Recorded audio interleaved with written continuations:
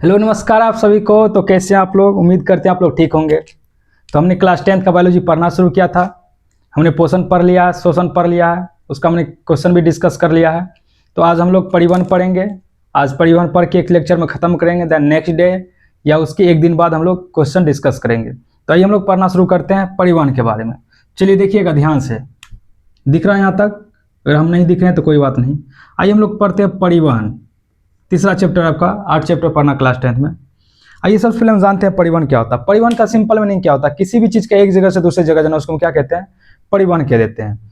लेकिन हम जो यहाँ परिवहन पढ़ेंगे, हम पढ़ेंगे पौधों में किस तरह से परिवहन होता है, जंतु में किस तरह से परिवहन होता है। जंतु में भी हम जनरली यानी कि खास करके हम पढ़ेंगे कि मानव में किस तरह से परिवहन होता है, जिसमें कि परिवहन तंत्र पाया जाता है। तो परिवहन क्या होता है? सिंपल याद रखिएगा कि जो भी उपयोगी पदार्थ है उसको शरीर के विभिन्न भाग में ले जाएंगे और वहां से जो हानिकारक पदार्थ है उसको निकाल करके बाहर कर देंगे। उसी को हम लोग क्या कहते हैं? परिवहन कहते हैं। देखिए यहाँ पर लिख दिया डिफिनेशन कि उपयोगी परिवहन क्या होता है? उपयोगी पदार्थों का उनके मूल स्रोतों से शरीर की प्रत्येक कोशिका तक पहुंचाना तथा अनुपयोगी और हानिकारक पदार्थों को कोशिका से निकालने की प्रक्रिया को हम लोग क्या कहते हैं? परिवहन कहते हैं। समझ रहे हैं? परिवहन सिंपल मीनिंग परिवहन, कोई भी चीज एक जगह से दूसरी जगह आ रहा था उसको हम क्या कहते हैं? परिवहन कह लेते हैं। हम बायोलॉजी में पढ़ रहे हैं, हम पढ़ेंगे जी में किस तरह से परिवहन होता है, पेड़ पौधों में किस तरह से परिवहन होता है। तो हम बोल रहे हैं परिवहन क्या होता है कि उपयोगी पदार्थ का शरीर के प्रत्येक कोशिका तक पहुंचाना और जो हानिकारक पदार्थ है उसको शरीर से कोशिका के से बाहर निकाल देना, यानी कि अपनी जगह तक पहुंचा देना, उसी को हम क्या कहते हैं? परिवहन कहते हैं। आगे हम देखिए पढ़ रहे हैं क्या किस तरह से परिवहन होता है। तो हम जानते हैं, जैसे हम पढ़े थे शोषण, तो आपको बताए थे कि जो 21 के जीव में उसमें शोषण तंत्र नहीं पाया जाता है। किस तरह से पोषण होता, शोषण होता, पढ़ लिए थे। ठीक उसी तरह से परिवहन में भी क्या होता है, कुछ जीव होते हैं जिसमें कि परिवहन तंत्र नहीं पाए जाते हैं। तो उसमें किस तरह से परिवहन होगा, आइए पढ़ते हैं। तो देखिए हम पढ़ रहे हैं परिवहन तंत्र के बारे में। हम बोल रहे हैं कि जीव दो तरह का होता है, एक होता है एकोष्ठीय जीव और एक होता है बहुकोशिकीय जीव। जो एकोष्ठीय जीव होता है उसमें परिवहन तंत्र अनुपस्थित होता है, यानी कि इसमें किस तरह से परिवहन होगा। तो देखिए क्या लिखे, इसमें परिवहन की जो प्रक्रिया होगी वह विसरण द्वारा होता है। और जो बहुकोशिकीय जीव होता है, बहुकोशिकीय जीव में क्या आएगा? या तो पौधा आता है और क्या आता है? जंतु आता है। तो पौधा और जंतु दोनों में क्या होगा? परिवहन तंत्र उपस्थित होगा। हम सबसे पहले पढ़ेंगे पौधा में किस तरह से परिवहन होता है। जैसा कि आप लोग पढ़े होंगे थोड़ा बहुत, पौधों में क्या पाया जाता है? जाइलम और फ्लोएम पाया जाता है, जिसको हम लोग संवहन बंडल कहते हैं, वेस्कुलर सिस्टम कहते हैं। देन हम लोग पढ़ेंगे जंतु में किस तरह से परिवहन होता है, एकोष्ठीय जंतु में किस तरह से होता है, बहुकोशिकीय में। इस चैप्टर में हमको खासकर मानव में पढ़ना किस तरह से परिवहन होता है, सबसे ज्यादा क्वेश्चन वहीं से पूछा जाता है। तो यहाँ तक आप लोग समझ गए होंगे। फिर से सुनिएगा, इधर ध्यान से सुनिएगा। 2 मंथ एग्जाम का बचा, बस 2 मंथ आपको मेहनत करना। हम पढ़ रहे हैं परिवहन। हम आपको समझा रहे हैं कि परिवहन जो हम उपयोगी पदार्थ हमारे शरीर में है, उपयोगी पदार्थ का शरीर की प्रत्येक कोशिका तक पहुंचाना और जो हानिकारक पदार्थ है उसको शरीर की कोशिका से बाहर निकालना, उसको हम परिवहन कहते हैं। देन हम जानते हैं कि परिवहन के लिए कुछ सिस्टम चाहिए, तंत्र चाहिए, जिसको हम लोग परिवहन तंत्र कहते हैं। तो परिवहन तंत्र एक कोशिकीय जीव में अनुपस्थित होगा। उसमें किस तरह से परिवहन होगा? विसरण द्वारा। विसरण क्या होता है? पढ़ाए थे ना आपको कि किसी भी पदार्थ का ज्यादा से कम तरफ जाना, उसको हम क्या कहते हैं? विसरण कहते हैं। देन हम बोल रहे हैं बहुकोशिकीय जीव, इसमें पौधा आएगा और जंतु आएगा और इस दोनों में क्या होगा? परिवहन तंत्र उपस्थित होगा। तो आइए सबसे पहले हम पढ़ना शुरू करेंगे पौधों में परिवहन किस तरह से होता है। तो हम देखेंगे जो एकोष्ठीय जीव होते हैं, सॉरी एकोष्ठीय पौधा होता है, उसमें परिवहन तंत्र नहीं पाया जाता है, विसरण के थ्रू हो जाएगा परिवहन। लेकिन जो बहुकोशिकीय पौधा है उसमें परिवहन तंत्र पाया जाता है, जिसको हम जाइलम और फ्लोएम कहते हैं। बहुत बार पूछा जा चुका है क्वेश्चन एग्जाम में कि जाइलम और फ्लोएम में अंतर बताइए। तभी हम आपको पढ़ेंगे जाइलम क्या होता है, फ्लोएम क्या होता है। आइए यहाँ तक लिख लीजिए। तो आइए नेक्स्ट हम लोग पढ़ते हैं पौधों में परिवहन के बारे में। आइए इधर देखिए, ध्यान से हम लिख दिए हैं क्या। जैसा कि हमने आपको अभी पहले बताया कि जो एक कोशिकीय जीव होते हैं, या पेड़ पौधा हो या चाहे जीव जंतु हो, उसमें परिवहन तंत्र नहीं पाया जाता है। तो देखिए क्या लिखे हैं, जो एक कोशिकीय पौधा होता है उसमें पदार्थों का परिवहन किस तरह से होगा? विसरण द्वारा होगा। हम जो यहाँ आपको पढ़ा रहे हैं, अगर आप ये लेक्चर अटेंड कर लीजिएगा तो क्वेश्चन आपसे आसानी से बन जाएगा। हम फालतू का चीज़ कुछ नहीं पढ़ेंगे, जो एग्जाम में जरूरी है बस वही पढ़ेंगे। जैसे हम जाइलम और फ्लोएम के बारे में पढ़ेंगे तो जाइलम का संरचना बिल्कुल नहीं पढ़ेंगे, जो काम का चीज़ है, जैसे कि जाइलम फ्लोएम में क्या अंतर होता है ये हम पढ़ लेंगे, यहाँ से काम चल जाएगा। तो देखिए क्या लिखिए, कोशिकीय पौधा में पदार्थों का परिवहन विसरण द्वारा होता है। एग्जाम्पल याद रखिएगा, क्लेमाइडोमोनास हो गया, यूग्लिना हो गया, इसमें किस तरह से विसरण पदार्थ का परिवहन होगा? विसरण द्वारा होगा। नेक्स्ट देखिए हम क्या लिखे, बहुकोशिकीय पौधा। बहुकोशिकीय पौधा में देखिए क्या होता है कि कुछ साधारण बहुकोशिकीय पौधा होता है। एग्जाम्पल में जैसे कि शैवाल, इसमें भी परिवहन किस तरह से होता है? विसरण द्वारा होता है। बी नंबर में लिखे हैं कि जो जटिल बहुकोशिकीय पौधा होता है उसमें परिवहन तंत्र उपस्थित होता है। अब यहाँ से हमारा चैप्टर चालू हुआ, यहाँ से आपसे क्वेश्चन पूछा जाएगा ठीक ठाक। तो जिस परिवहन तंत्र उपस्थित होता है उस परिवहन तंत्र को हम लोग क्या कहते हैं? संवहन बंडल के नाम जानते हैं आप। समवन बंडल में क्या होता है, जाइलम होता है और फ्लोएम होता है। आपसे सिंपल ऑब्जेक्टिव में भी पूछा जा सकता है कि बताइए समवन मंडल में क्या होता है, जाइलम फ्लोएम, और दो ऑप्शन दे देगा, आपको टिक लगाना है। जाइलम और फ्लोएम को हम लोग क्या कहते हैं, समवन बंडल कहते हैं। समझ रहे हैं यहाँ तक? फिर से सुनिएगा, हम लोग पौधों में परिवहन पढ़ना शुरू किए हैं। हम बोले कि जो एक कोशिकीय पौधा होता है उसमें परिवहन तंत्र अनुपस्थित होगा, यानी कि उसमें किस प्रकार से पदार्थ का परिवहन होगा, विसरण द्वारा। देन हम बोले कि जो बहुकोशिकीय पौधा होता है, कुछ साधारण पौधा जो होता है उसमें भी विसरण द्वारा ही होता है, जैसे कि शैवाल। लेकिन जो जटिल पौधा होता है, कॉम्प्लेक्स प्लांट होते हैं, उसमें परिवहन तंत्र पाया जाता है, जिसको हम लोग समवन बंडल बोलते हैं। उसमें क्या आता है, जाइलम आता है और फ्लोएम आता है। अब आइए हम पढ़ेंगे जाइलम और फ्लोएम के बारे में। हम जानेंगे कि जाइलम क्या करता है, जल और खनिज लवण को नीचे ऊपर दोनों तरफ ले जाता है, जबकि फ्लोएम क्या करता है, भोजन का स्थानांतरण एक भाग से दूसरे भाग में करता है। जाइलम की कोशिकाएं मृत होती है, इसकी कोशिकाएं जीवित होती है। हम आगे पढ़ते हैं, पहले आप लोग यहाँ तक लिख लीजिएगा। समझने में कोई दिक्कत हो रहा है? अगर आप समझने में दिक्कत हो रहा है तब कमेंट कर दीजिएगा, अब हम बता देंगे। ऐसा हम उम्मीद करते हैं कि आप लोग पहले से भी कहीं ना कहीं पढ़े होंगे। हम जब ये स्टार्ट किए हैं, जस्ट हमारा मकसद है कि अगर कोई बच्चा नहीं पढ़ा है तो वहाँ यहाँ से पढ़ लेगा, और हमें फ्री रहना भी अच्छा नहीं लगता, इसलिए हम स्टार्ट कर दिए कि चलो फ्री टाइम है, कॉलेज का टाइम है, फ्री टाइम में आपको हमको सिखा भी दे रहा है। अगर कोई भी बच्चा सीख जा पा रहा है यहाँ से तो फिर कम हो जाएगा, और हम पढ़ा रहे हैं तो हम भी इंगेज हो पा रहे हैं, क्योंकि जब हम फ्री होते तो हम बीमार पड़ जाते, इसलिए हम आप लोगों को पढ़ाना ही शुरू कर दिया। कॉलेज का जो भी टाइम बचता है उसके बाद हम पढ़ाना शुरू कर देते, नहीं तो फालतू में बैठे इधर उधर करना हमको अच्छा ही नहीं लगता है, इसलिए स्टार्ट करते हैं किए हैं। तो ज़्यादा आपको सीरियस नहीं लेना।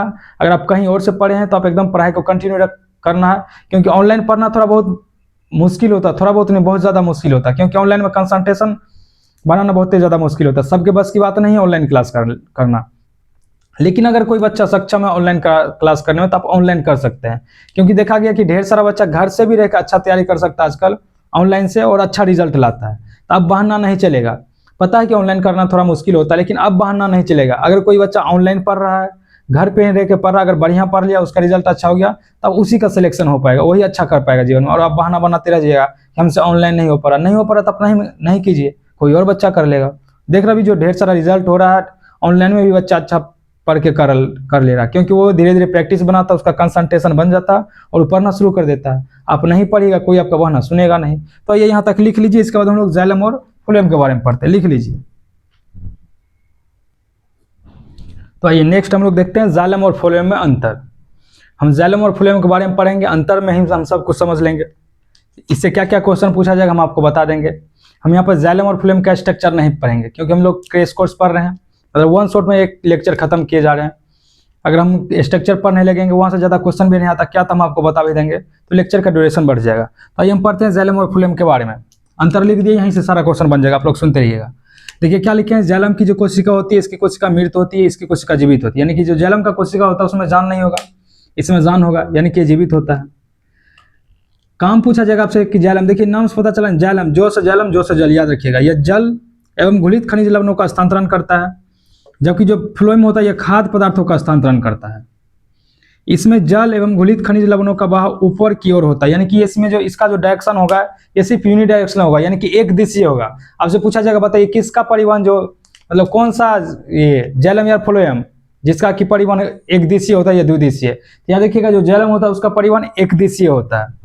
उसके बाद देखिए क्या लिखे हैं, जो फ्लोएम होता है इसमें खाद्य पदार्थों का ऊपर नीचे दोनों स्थानांतरण दोनों तरफ होता है, यानी कि ऊपर भी जाएगा और नीचे भी जाएगा। और फ्लोएम में एक प्रकार का विशेष प्रकार का कोशिका पाया जाता है, जिसको हम लोग कहते हैं चालनी ने लिखा है या चाली कोशिका है। वो क्या करता है, खाद्य पदार्थों को परिवहन में मदद करता है। फिर से एक बार देख लीजिएगा, जाइलम और फ्लोएम में हम अंतर देख रहे हैं। यही आपसे पूछा जाएगा बताइए जाइलम और फ्लोएम में क्या अंतर है। यह देखिएगा, जाइलम की कोशिका मृत होती है, इसकी कोशिका जीवित होती है। यह जल एवं घुलित खनिज लवणों का स्थानांतरण करता है, जबकि जो फ्लोएम होता है यह खाद्य पदार्थों का स्थानांतरण करता है। इसमें जल एवं घुलित खनिज लवणों का बहाव ऊपर की ओर होता है, जबकि इसमें जो खाद्य पदार्थों का बहाव होता है ऊपर नीचे दोनों की ओर होता है। बस इससे ज़्यादा आपसे क्वेश्चन नहीं पूछा जाएगा, इतना आप लिख लीजिएगा, याद रखिएगा। जो चालनी कोशिका पाई जाती है कहाँ पाई जाएगा, फ्लोएम में पाई जाएगा। चलिए नेक्स्ट हम लोग पढ़ना शुरू कर रहे हैं, पौधों में पदार्थों का परिवहन का विधि किस तरह से होता है। तो देखिए दो विधि लिखी, एक होता है स्थानांतरण, एक होता है वाष्पोत्सर्जन। आइए सबसे पहले देखते हैं स्थानांतरण क्या होता है। क्या होता है स्थानांतरण, देखिए क्या लिखे, पौधों में जल एवं खनिज लवणों और खाद्य पदार्थों का बहुत ऊंचाई तक संचलन को हम लोग क्या कहते हैं, स्थानांतरण कहते हैं। आसान है, सिंपल मीनिंग क्या होता है स्थानांतरण का, जो पेड़ पौधा में जल और खनिज लवण या खाद्य पदार्थ का स्थानांतरण एक जगह से दूसरी जगह हो रहा है, उसी को हम लोग क्या कहते हैं, स्थानांतरण कह देते हैं।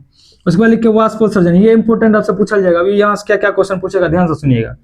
सबसे पहले आपको जानना वाष्पोत्सर्जन क्या होता है। तो वाष्पोत्सर्जन का सिंपल मीनिंग होता है पानी का निकल जाना वाष्प के रूप में। तो पेड़ पौधा में हम पढ़ रहे हैं तो याद रखिएगा कि जो पेड़ पौधा का वायवीय भाग होता है, वायवीय मतलब जहां से ये शोषण करता है, हम जानते हैं कि मुख्य रूप से शोषण ये पत्ती से ही करता है। पिछले लेक्चर में हम लोग पढ़े थे शोषण में कि पेड़ पौधा का हर एक पार्ट, जैसे कि पत्ती हो गया, जड़ हो गया, तना हो गया, सब शोषण यानी कि अपना ऑक्सीजन डिमांड खुद पूरा कर सकता है, लेकिन जो मैक्सिमम ऑक्सीजन डिमांड होता है वो पत्ती द्वारा होता है। तो क्या लिखे हैं वह वाष्पोत्सर्जन में पौधों में वायवीय भागों से जल का रंध्र द्वारा वाष्प के रूप में निष्कासन की प्रक्रिया को हम लोग क्या कहते हैं, वाष्पोत्सर्जन कहते हैं। वाष्पोत्सर्जन का इंपॉर्टेंस क्या आपसे पूछा जाएगा कि बताइए पेड़ पौधा में वाष्पोत्सर्जन का क्या महत्व है। तो वाष्पोत्सर्जन के कारण ही जो क्या होता है, पानी जड़ से ऊपर की ओर जाता है। जैसे देखिए ये प्लांट है, पानी नीचे से आ रहा है जड़ के माध्यम से, जब वाष्प के रूप में पानी निकल जाएगा तो फिर से क्या होगा, नीचे से पानी जाएगा, यानी कि इधर जो ऑस्मोटिक प्रेशर घटने लगेगा, इधर ऑस्मोटिक प्रेशर ज्यादा है, यानी कि जल का प्रासरण दाब जल में ज्यादा है, सॉरी जड़ में, तो जड़ में ज्यादा है तो पानी ऊपर जाएगा, जब पानी ऊपर जाएगा तो फिर इधर से निकल जाएगा, तो फिर इधर का प्रासरण दाब कम हो जाएगा पेड़ पौधा में, फिर से क्या होगा, जड़ से पानी ऊपर जाते रहेगा। तो वाष्पोत्सर्जन एक तो क्या करता है, जल के परिवहन में भी मदद करता है, खनिज लवण के परिवहन में, और ये पेड़ पौधा में तापमान को भी नियंत्रित करता था। याद रखिएगा वाष्पोत्सर्जन के बारे में। नोट में देखिए हम क्या लिखे हैं कि जो एक पेड़ होता है अपने भार से 100 गुना पानी वाष्पोत्सर्जित कर सकता है पूरे जीवन काल में। यहाँ लिखे नहीं, आप समझ जाइएगा कि एक पेड़ है तो वो पूरे जीवन काल में अपने वजन से 100 गुना ज्यादा पानी को क्या करता है, वाष्प के रूप में बाहर निकाल देता है। नेक्स्ट देखिए क्या लिखे, पेड़ पौधा सिर्फ 10% जल का ही उपयोग करता है। अगर मान चलिए पेड़ पौधा 100% जल का ग्रहण कर रहा है तो उसी पर सिर्फ 10% का उपयोग करेगा, बाकी 90% क्या करेगा जी, बाहर निकाल देगा। यानी कि अगर आप उसको 100 लीटर पानी दे रहे हैं तो क्या करेगा, सिर्फ 10 लीटर का उपयोग करेगा, 90 लीटर पानी वाष्प के रूप में बाहर ही निकाल देगा। ठीक, तो नीचे लिखा गया कि 90% सिर्फ जल वाष्प के रूप में बाहर निकाल देता है और सिर्फ 10% उपयोग होगा। नीचे देखिए एग्जाम्पल में लिखे हैं कुछ, जो मकई का पौधा होता है वो प्रतिदिन 3 से 4 लीटर पानी निकालता है। आप देखे होंगे कि जो गांव में मकई सब लगाते हैं या कहीं भी मकई लगाते हैं उसमें 3 से 4 बार पानी देना पड़ता है। क्यों देना पड़ता है, क्योंकि देख लीजिए मकई का पौधा जो होता है प्रतिदिन 3 से 4 लीटर पानी वाष्प के रूप में बाहर निकाल देता है, इसलिए उसको पानी की अधिक आवश्यकता होती है। उसके बाद देखिए क्या लिखे, जो सेब का पौधा होता है प्रतिदिन 10 से 20 लीटर पानी निकलता है वाष्प के रूप में। तो यहाँ तक आप समझ गए, हम लोग पेड़ पौधा हम पढ़ के खत्म कर लिए परिवहन। एक बार हम लोग देख लेते हैं हम लोग क्या क्या पढ़ लिए। हम लोग पढ़ना शुरू किए परिवहन क्या होता है समझ गए। हम जाने कि परिवहन एक कोश के जीव में नहीं पाया जाएगा, बहुकोश के जीव में पाया जाएगा। बहुकोश के जीव में हम लोग पौधा के बारे में पढ़ेंगे और जंतु के बारे में पढ़ेंगे। जंतु हम खास करके किसके बारे में, मानव के बारे में पढ़ेंगे। तो हम जानेंगे कि जो पौधा होता है एक कोश के, यानी कि जो सरल बहुकोश के पौधा भी होता है उसमें पदार्थ का परिवहन विसरण द्वारा हो जाएगा। जो बहुकोश के जीव है, बहुकोश के पौधा जो कॉम्प्लेक्स जटिल है उसमें पदार्थ के परिवहन के लिए जाइलम और फ्लोएम पाया जाता है। जाइलम जल का संचालन करेगा, फ्लोएम भोजन का करेगा। जाइलम की कोशिका मृत होती है, फ्लोएम की कोशिका जीवित होती है। ये सिर्फ और सिर्फ जल का स्थानांतरण ऊपर की ओर करेगा, खनिज लवण, और ये क्या करेगा, भोजन खाद्य पदार्थों को ऊपर नीचे दोनों तरफ परिवहन करेगा। फिर हम जानेंगे स्थानांतरण क्या होता है, वाष्पोत्सर्जन क्या होता है, समझ गए। और कौन सा मकई का पौधा, कौन सा कहते हैं, मकई का पौधा प्रतिदिन 3 से 4 लीटर जल निकालेगा, सेब का पौधा प्रतिदिन 10 से 20 लीटर। इससे ज्यादा आपको कुछ नहीं पढ़ना है।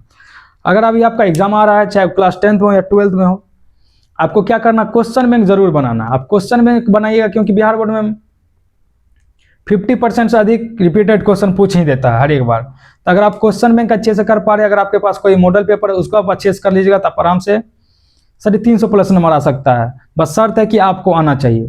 तो आइए यहाँ तक लिख लीजिए। इसके बाद हम लोग पढ़ना शुरू करेंगे मानव में परिवहन तंत्र। मानव में पढ़ेंगे क्या, परिसंचरण तंत्र, सर्कुलेटरी सिस्टम पाया जाता है। सर्कुलेटरी सिस्टम हम हार्ट के बारे में पढ़ेंगे, ब्लड के बारे में पढ़ेंगे। ब्लड अलग अलग प्रकार का होता है, आरबीसी होता है, डब्ल्यूबीसी, प्लेटलेट। समझानेंगे कि हार्ट किस तरह से काम करता है, उसका स्ट्रक्चर क्या होता है, उसमें 4 चेंबर होता है, दायां बायां जो भी होता है हम सब कुछ पढ़ेंगे। हम पढ़ेंगे अलग अलग प्रकार का ब्लड कौन सा होता है, उसका जीवन अवधि क्या होता है। हम पढ़ेंगे हार्ट में जो प्रेशर होता है, ब्लड प्रेशर क्या होता है, सिस्टोलिक प्रेशर, डायस्टोलिक प्रेशर, उसको हम किस तरह से मेजर करते हैं, ये सारा चीज पढ़ेंगे। हाइपरटेंशन क्या होता है, हाइपोटेंशन क्या होता है। आप लोग यहाँ तक लिख लीजिएगा। यहाँ तक लिखने के बाद नोट्स आप शॉर्ट नोट्स आप बना सकते हैं। अगर आप नहीं भी बनाते हैं तो आप लेक्चर सिर्फ देख लीजिएगा, तो उससे भी आपको ढेर सारा रिमाइंड हो सकता है, या आप रिवीजन के तौर पे ये लेक्चर को आप आराम से देख सकते हैं। तो यहाँ तक लिख लीजिए। अब हम पढ़ना शुरू करेंगे मानव में परिसंचरण तंत्र। ज्यादा ड्यूरेशन रहेगा नहीं इस वीडियो का, मुश्किल से 30-35 मिनट में खत्म हो जाएगा चैप्टर। चलिए लिख लीजिए इसको। तो आइए अब हम लोग पढ़ते हैं जंतुओं में परिवहन। आइए हम लोग पढ़ना शुरू कर दिए जंतुओं में परिवहन। हम लिखें कि जो उच्च श्रेणी का जंतु होता है उसमें परिसंचरण तंत्र पाया जाता है और लसिका तंत्र पाया जाता है पदार्थों के परिवहन के लिए। समझ रहे हम क्या कहना चाह रहे हैं कि जंतुओं में जो परिवहन होगा उसमें परिसंचरण तंत्र और लसिका तंत्र, इसको हम डिटेल में पढ़ेंगे क्या होता है परिसंचरण तंत्र, क्या होता है लसिका तंत्र। आइए पढ़ना शुरू करते हैं। सबसे पहले हम पढ़ना शुरू कर रहे हैं परिसंचरण तंत्र। देखिए क्या लिखे परिसंचरण तंत्र। परिसंचरण तंत्र में क्या क्या आएगा, रक्त आएगा, दिल यानी कि हृदय आएगा। दिल तो आप लोग तुरंत ही समझ लेते होंगे, हृदय पढ़ने में भी थोड़ा कठिन लग रहा है, दिल सुनने में भी अच्छा लगता है। उसके बाद देखिए क्या लिखे हैं रक्त वाहिनी, हम सब के बारे में पढ़ते हैं, ध्यान से सुनिएगा। सबसे पहले हम आइए रक्त के बारे में पढ़ना शुरू करते हैं। रक्त को हम लोग रुधिर कहते हैं, खून कहते हैं, लहू कहते हैं, जिसका इंग्लिश मीनिंग होता है ब्लड। अगर हम नहीं भी दिख रहे होंगे तो आपको बोर्ड दिखना चाहिए और हमारा आवाज आना चाहिए। सबसे पहले हम रक्त के बारे में जानेंगे। तो देखिए क्या रक्त एक तरल संयोजी उत्तक है। रक्त का जो आयतन है यानी कि वॉल्यूम किसमें कितना पाया जा रहा है, देखिए क्या लिखा नर में 5 से 5.5 लीटर, मादा में 4 से 4.5 लीटर। अभी तक आप सुने होंगे कि महिला में सिर्फ दिमाग कम होता है, दिमाग नहीं खून कम होता, दिख रहा ना आपको। तो नर में जो ब्लड पाया जाएगा 5 से 5.5 लीटर पाया जाएगा और मादा में 4 से 4.5 लीटर। इधर क्या लिखे हैं 8% ऑफ बॉडी वेट, यानी कि जितना शरीर का वजन होगा ना उसका 8%। मान चलिए अगर किसी का 80 किलो वजन है तो उसके ब्लड में कितना ब्लड होगा मेल में, तो 80 का 8% का मतलब गुना 100 कीजिए, खत्म। 2 से 5 8 8 चौके 32 बटे 5 कितना हो जाएगा, 5 से डिवाइड कीजिए 32 में 2.0 यानी कि 6.4 लीटर अप्रोक्स उसमें क्या होगा ब्लड होगा। ये शरीर के वेट पर निर्भर करता है। ये सामान्यतः देखा गया कि 5 से 5.5 लीटर मेल में ब्लड होता है और फीमेल में 4 से 4.5 लीटर। तो समझ पा रहे हैं, ब्लड के बारे में पढ़ना शुरू किए हैं। ब्लड क्या होता है, एक तरल संयोजी उत्तक है। इसका आयतन नर में होता है 5 से 5.5 लीटर, मादा में होता है 4 से 4.5 लीटर। जितना बोर्ड पे लिखा लगा आप इतना भी पढ़िएगा तो आपसे क्वेश्चन आसानी से बनेगा। चलिए उसके बाद हम देखिए क्या लिखे हैं कि ब्लड का जो पीएच होता है 7.2 से 7.4 होता है, यानी कि ये क्षारीय होता है। अम्ल क्या होता है, क्षार क्या होता है, केमिस्ट्री में पढ़ लिए होंगे। उसके बाद हम लोग पढ़ रहे हैं रक्त का संगठन, यानी कि ब्लड में क्या क्या पाया जा रहा है। तो देखिए ब्लड में एक तो पाया जाएगा रक्त प्लाज्मा और निर्मित तत्व। रक्त प्लाज्मा, उसके बाद निर्मित रक्त प्लाज्मा पाया जाएगा 55% और निर्मित तत्व 45%। निर्मित तत्व हम लोग पढ़ेंगे आरबीसी के बारे में पढ़ेंगे, डब्ल्यूबीसी के बारे में पढ़ेंगे, प्लेटलेट्स के सब के बारे में पढ़ेंगे, उसका जीवन अवधि क्या होता है, किसका क्या काम होता है। पहला क्या लिखे रक्त प्लाज्मा, ये पढ़ते हैं रक्त प्लाज्मा के बारे में। रक्त प्लाज्मा में 90% जल होगा, 7% प्रोटीन होगा, 0.9% और कार्बनिक लवण होगा, 0.80% ग्लूकोज होगा, 0.5% वसा होगा, उसके बाद कार्बनिक पदार्थ होगा, उसके बाद इसमें कुछ प्रोटीन भी होते हैं जैसे कि फिब्रोनिजिन हो गया, हेपेरिन हो गया। तो यहाँ तक आप लिख लीजिए। इसके बाद हम लोग पढ़ेंगे इसके प्लाज्मा प्रोटीन के बारे में पढ़ेंगे। देन हम लोग ब्लड के बारे में पढ़ेंगे, हार्ट के बारे में पढ़ेंगे, हार्ट का फंक्शन पढ़ेंगे, प्रेशर पढ़ेंगे। चैप्टर हो जाएगा खत्म। 30 मिनट से 35 मिनट तक मैं कोशिश करेंगे इस चैप्टर को निपटा देने की, ताकि आप लोग शॉर्ट वीडियो के तौर पर तुरंत से देख भी पाइएगा। तो समझ गए यहाँ तक, एक बार और देख लीजिए। हम लोग परिवहन परिसंचरण तंत्र पढ़ रहे हैं, हम बोल रहे हैं सॉरी जंतु में परिवहन पढ़ रहे हैं, हम बोल रहे हैं कि उसमें परिसंचरण तंत्र और लसिका तंत्र पाया जाता है पदार्थ के परिवहन के लिए। परिसंचरण तंत्र में आता रक्त, दिल और रक्त वाहिनियां। रक्त के बारे में पढ़, एक तरल संयोजी उत्तक है। इसका आयतन मेल में पाया जाता है 5 से 5.5 लीटर, फीमेल में पाया जाएगा 4 से 4.5 लीटर। इसका पीएच 7.2 से 7.4 होता है, यानी कि क्षारीय होता है। रक्त का संगठन की बात किया जाता है, रक्त में रक्त प्लाज्मा पाया जाएगा, निर्मित तत्व पाया जाएगा। रक्त प्लाज्मा 55%, निर्मित तत्व 45%। रक्त प्लाज्मा की बात किया जाती है, इसमें 90% जल होगा, 7% प्रोटीन पाया जाएगा, 0.9% और कार्बनिक लवण 0.80%, ग्लूकोज 0.5% वसा, उसके बाद कार्बनिक पदार्थ और निर्मित तत्व में आरबीसी, डब्ल्यूबीसी, प्लेटलेट्स। आइए नेक्स्ट हम पढ़ते हैं प्लाज्मा प्रोटीन के बारे में पढ़ेंगे, देन हम लोग एक करके ब्लड के बारे में पढ़ लेंगे। यहाँ तक लिख लीजिए, आइए छापिए। तो चलिए नेक्स्ट देख लेते हैं हम लोग प्लाज्मा प्रोटीन के बारे में। इससे पहले हमने पढ़ा ब्लड का संगठन क्या क्या होता है। आइए हम पढ़ते हैं प्लाज्मा प्रोटीन के बारे में। देखिए प्लाज्मा प्रोटीन में क्या क्या पाया जाएगा, फाइब्रोनिजिन पाया जाएगा, प्रोथ्रोम्बिन पाया जाएगा, हेपेरिन पाया जाएगा। ध्यान से सुनिएगा, फाइब्रिनोजेन और प्रोथ्रोम्बिन ये होता है क्लोटिंग फैक्टर, यानी कि ये रक्त को थक्का बनाने में मदद करेगा। जबकि जो हेपेरिन ये क्या करेगा, एंटीकोएगुलेंट है, यानी कि शरीर के अंदर ये ब्लड को जमने नहीं देगा। फिर से सुनिएगा, प्लाज्मा प्रोटीन में फाइब्रोनिजिन पाया जा रहा है, प्रोथ्रोम्बिन, हेपेरिन। फाइब्रोनिजिन और प्रोथ्रोम्बिन क्लोटिंग फैक्टर है, यानी कि ब्लड को थक्का बनाता है। जब आपके शरीर पर कहीं कट लग जाता था, ये जो आपका नजर आ रहा है ब्लड प्लेटलेट्स, ये क्या करता है, रक्त को थक्का बनाता है, उसमें ये फाइब्रोनिजिन और प्रोथ्रोम्बिन भी मदद करता है। और ये जो हेपेरिन है, ये शरीर के अंदर ब्लड को जमने नहीं देता है। नेक्स्ट देखिए, एक टर्म लिखे सीरम क्या होता है। ब्लड में से अगर आप क्लोटिंग फैक्टर यानी कि इस दोनों को निकाल दीजिएगा तो इसको हम लोग सीरम कह लेते हैं। अब हम लोग पढ़ना शुरू करते हैं, आरबीसी क्या होता है, डब्ल्यूबीसी क्या होता है, प्लेटलेट्स क्या होता है, उसका क्या क्या काम होता है। चलिए आइए ध्यान से सुनते रहिएगा। सबसे पहले पढ़ रहे हैं आरबीसी के बारे में। इसका पूरा नाम होता है रेड ब्लड सेल्स, या इसको हम कहते हैं लाल रक्त कोशिकाएं। इसको हम इरिथ्रोसाइट्स भी कहते हैं, दूसरा नाम है इसका इरिथ्रोसाइट्स। आइए हम देखते हैं, जो आरबीसी का जीवन अवधि होता है वो 20 से 120 दिन होता है। संख्या 5 से 5.5 मिलियन पर mm³ वो ब्लड में होगा। इसमें केंद्रक अनुपस्थित होता है। अपवाद में याद रखिएगा, ऊंट एवं लामा, ऊंट एवं लामा जो होता है उसके आरबीसी में केंद्रक उपस्थित होगा। आकार का बात किया जाए तो इसका आकार उभयावतल होता है। आरबीसी के बनने की प्रक्रिया को हम लोग इरिथ्रोपोइसिस कहते हैं। जहाँ भी आइसिस या जेनेसिस लग रहा है, समझिए कुछ बन रहा है। आरबीसी का निर्माण जो होता है अस्थिमज्जा में। कुल मिला के सभी ब्लड का निर्माण आरबीसी हो, ब्लड प्लेटलेट्स हो या डब्ल्यूबीसी हो, सबका निर्माण क्या होगा? अस्थिमज्जा में ही होता है। अस्थिमज्जा क्या होता है? जो लॉन्ग बोन होता है ना, आप लोग पढ़े होंगे बोन के बारे में, इस तरह से बोन होता है। इसका जो ये मुंडी वाला पार्ट होता है, यही इसी को हम यहीं पर अस्थिमज्जा प्रेजेंट रहता है, यहीं पर ब्लड का निर्माण होता है। उसको देख हम लिखे क्या, आरबीसी का जो रंग लाल होता है वो किसके कारण होता है? हीमोग्लोबिन की उपस्थिति के कारण। याद रखिएगा, आरबीसी का रंग लाल हीमोग्लोबिन की उपस्थिति के कारण होता है। हीमोग्लोबिन को हम एचबी से रिप्रेजेंट कर रहे हैं ताकि बार बार हमको हीमोग्लोबिन ना लिखना पड़े, आप समझ पाइएगा। देखिए क्या लिखे हैं, एक हीमोग्लोबिन जो होता है 4 ऑक्सीजन अणुओं से संयोजन करते हैं, यानी कि 4 ऑक्सीजन से बंधेगा। और ऑक्सीजन कार्बन डाइऑक्साइड का परिवहन किस तरह से होता है हम लोग शोषण में पढ़ लिए थे, किस तरह से होता है। कार्बोक्सी हीमोग्लोबिन बनेगा, उसके बाद ऑक्सी हीमोग्लोबिन बनाएगा, किस तरह से हम लोग देख लिए थे, तो उसके बारे में नहीं पढ़ेंगे यहाँ। उसके बाद देखिए क्या लिखे, हीमोग्लोबिन को हम ऑक्सीजन का वाहक भी कहते हैं। यही हीमोग्लोबिन क्या करेगा? ऑक्सीजन को आपके पूरे शरीर में ले जाता है। अब हम पढ़ें व्हाइट ब्लड सेल के बारे में। व्हाइट ब्लड सेल का दूसरा नाम होता है ल्यूकोसाइट्स। इसका जीवन अवधि 12 से 20 दिन होता है। संख्या 6000 से 8000 पर mm की ब्लड होता है। हीमोग्लोबिन एब्सेंट होता है। क्लास 10th का बायोलॉजी आप लोग बहुत अच्छे से पढ़िए। अगर आगे चल के आपको कंपटीशन में जाना है तो समझिए क्लास 10th के बायोलॉजी से भी ढेर सारा क्वेश्चन पूछा जाता है। आप आर्मी नर्सिंग असिस्टेंट का तैयारी करिएगा, आप बिहार पुलिस का तैयारी करिएगा, किसी भी कंपटीशन का तैयारी कीजिएगा तो यहाँ से आप ढेर सारा क्वेश्चन बना सकते हैं। फिर से जब आप कंपटीशन का तैयारी करिएगा तो फिर से यही सब बायोलॉजी पढ़ना पड़ेगा, बस थोड़ा थोड़ा सा आपको डिटेल में पढ़ाया जाएगा, बाकी सब कुछ यही रहता है। ऐसे अगर जो बच्चा इस बार एग्जाम दे लीजिएगा 10th में, उसके बाद आप किसी कंपटीशन का जो बुक होता है वो देखिएगा, आप खोल करके आपका ढेर सारा बायोलॉजी का क्वेश्चन बन जाएगा।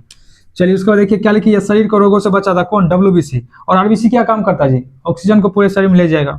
इसमें केंद्रक उपस्थित होता है, समझ गए। उसके बाद देखिए क्या लिखा है, ब्लड प्लेटलेट्स के बारे में। ये रक्त को थक्का बनाने में मदद करता है। इसका जीवन अवधि 7 से 10 दिन होता है। ये रक्त का थक्का बनाने में मदद करता है कौन? Blood platelets. डब्ल्यूबीसी का जीवन अवधि देखिए क्या लिखा है, 12 से 20 दिन। इसका ज्यादा भी हो सकता है, कम भी हो सकता है, डिपेंड करता है कि ये डब्ल्यूबीसी है कहाँ। कुछ इस तरह से समझिए, जैसे हमारे देश में पुलिस बल होते हैं और हमारे बॉर्डर पर होते हैं आर्मी, जो कि हमारे देश के रियल हीरो होते हैं। तब बताइए मरने का ज्यादा चांस किसका है? जो हमारे देश के अंदर रह रहे हैं पुलिस या जो फोर्स बल है उनका, या जो बॉर्डर पर रह रहे हैं? तो ऑब्वियसली किसका? बॉर्डर पर जो रह रहे हैं, क्योंकि वहां पे बार बार आतंकी हमला होते रहता है तो उसको मरने का ज्यादा चांस है। और जो देश में रह रहा है उनका मरने का चांस कम है। तो ठीक उसी तरह से डब्ल्यूबीसी मान चलिए अगर यहाँ पर उनको इन्फेक्शन हो गया तो यहाँ का डब्ल्यूबीसी का मरने का चांस जल्दी है, मतलब ये जल्दी मर सकता है। लेकिन अगर यहाँ पे इन्फेक्शन नहीं होता तो यहाँ का डब्ल्यूबीसी क्या होगा? ज्यादा दिन तक जिएगा। तो समझ गए यहाँ तक आरबीसी क्या होता है, डब्ल्यूबीसी क्या होता है, प्लेटलेट इसका क्या काम होता है। अब हम एक जनरल देख लेंगे कि रक्त का क्या काम होता है, आपसे पूछा जा सकता है। तो रक्त क्या करेगा? पोषक पदार्थों का परिवहन करता है, आपका शरीर में तापमान का नियंत्रण करता है, हार्मोन का ट्रांसपोर्टेशन करता है एक जगह से दूसरी जगह। तो इसको लिख लीजिए, फिर उसके बाद हम लिख लेंगे। अब इसके बाद हम लोग पढ़ेंगे मानव में हृदय का संरचना। हृदय जिसको हम लोग दिल कहते हैं, हार्ट कहते हैं, उसके बारे में पढ़ेंगे। आइए देखेंगे इसमें क्या क्या चैम्बर होता है, कैसे ये फंक्शन करता है। तो ध्यान से सुनिएगा, ये हार्ट बहुत ज्यादा इंपॉर्टेंट है। आगे आप किसी भी एग्जाम का तैयारी कीजिएगा, यहाँ से क्वेश्चन देगा ही। आप 11th में जाइएगा, वहाँ पे आपको ब्लड सर्कुलेशन में पूरे इससे भी ज्यादा डिटेल में आपको पढ़ने मिलेगा। तो अगर आप यहाँ पढ़ लीजिएगा तो उससे में आपको आसानी लगेगा। नहीं तो सर बोलेंगे या मैडम बोलेगी आप लोग 10th में पढ़ के आए होंगे तो आपको लगेगा कि मास्टर तो पढ़े हुए नहीं किया है, तो यहाँ बोल रहा कि मास्टर पढ़ाया। जब आप 11th-12th पास करके कॉलेज में आ जाइएगा तो कॉलेज में बोलेगा आप 11th-12th में पढ़े होंगे, फिर आपको लगेगा अगर नहीं पढ़िएगा तो लगेगा कि सर तो पढ़ा ही नहीं। तो आपको ध्यान से पढ़ना है, पढ़ाई लिखाई कभी बेकार नहीं जाता। जैसे अभी हम आपको पढ़ा रहे हैं, तो जरूरी थोड़ी कि हम पढ़ा रहे हैं तो मेरे वीडियो पे व्यू आएगा, लाइक आएगा, ढेर सारा मेरा सब्सक्राइब बढ़ जाएगा, हम चमक ही जाएंगे। ऐसा तो बिल्कुल नहीं है, बस मेहनत कर रहे हैं। अगर हो गया तो अच्छा है, नहीं तो जो हम पढ़ा रहे हैं ये तो बेकार नहीं जाएगा। ये तो हमें गेन हो रहा है, रिवीजन हो रहा है और हम अधिक से अधिक सीख पा रहे हैं आप लोग को पढ़ाने के बहाने। तो पढ़ाई लिखाई कभी बेकार नहीं जाता है। आप कुछ भी काम कर रहे हैं, अगर आप ईमानदारी से करिएगा तो बेकार नहीं जाएगा, कहीं ना कहीं काम आएगा। जैसे भी हम आपको पढ़ा रहे हैं, हम क्यों पढ़ा रहे हैं? क्योंकि हमारे पास फ्री टाइम, हम आपको बताएं कि हम कॉलेज स्टूडेंट हैं, हमारे पास टाइम होता है तो हम पढ़ाते हैं आपको। क्योंकि हमको फ्री रहना बिल्कुल भी पसंद नहीं है। फ्री रहते तो पता नहीं हम बीमार ही पड़ जाते हैं। मतलब एक सेकंड भी हम नहीं चाहते हैं कि फ्री रहे, हमें हमेशा काम ही करना अच्छा लगता है, तो हम आपको पढ़ा रहे हैं।